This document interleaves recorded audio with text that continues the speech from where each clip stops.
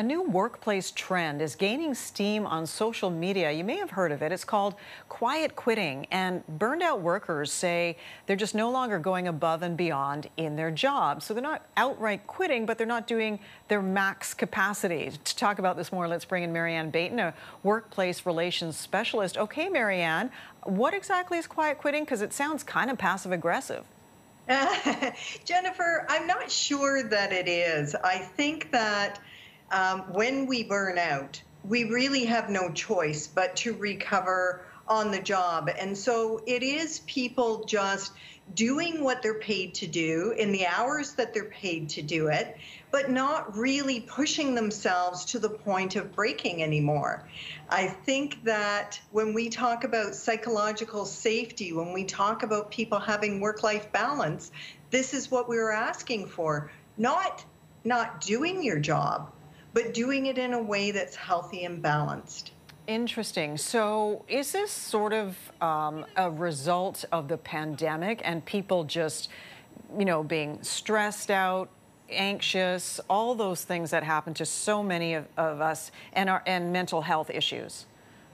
Maybe, or maybe it's that the pandemic helped us to slow down, to reprioritize, to decide what matters in our life, and to say that for many people, work is not their reason for living, and that they'll do their job and hopefully do it well, but not have that hustle, not have that stress, not have that striving, that ambition all the time. Some of us are always going to have that, but not everybody needs to. In every organization, we need those reliable, steady workers who aren't clawing their way to the top. They're just doing a good job and then going home to live their lives. I see you putting a positive spin on it, and I appreciate that. But I also wonder about places where, people have been laid off or people are away because of COVID, and so other people have to pick up the slack, and they're fed up and they don't want to anymore. And so they shouldn't. Then everybody will be burned out. Everybody will be exhausted. And Jennifer, a lot of it is our mindset. If we just go in and say, I'm going to do the best I can for 8 hours and then I'm going to go home, we're actually more productive.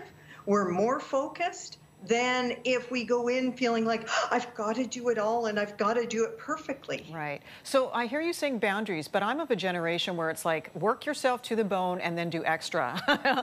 So is this something that younger people are more buying into and feel more comfortable and have the ability to set those boundaries? Yes, I believe that that is absolutely true, that my generation raised our children to have that balance and to say work is important and you should do your best, but you should also have balance in life. And they may have actually listened. Okay, and just quickly, because I'm almost out of time, how should employers respond to quiet quitters?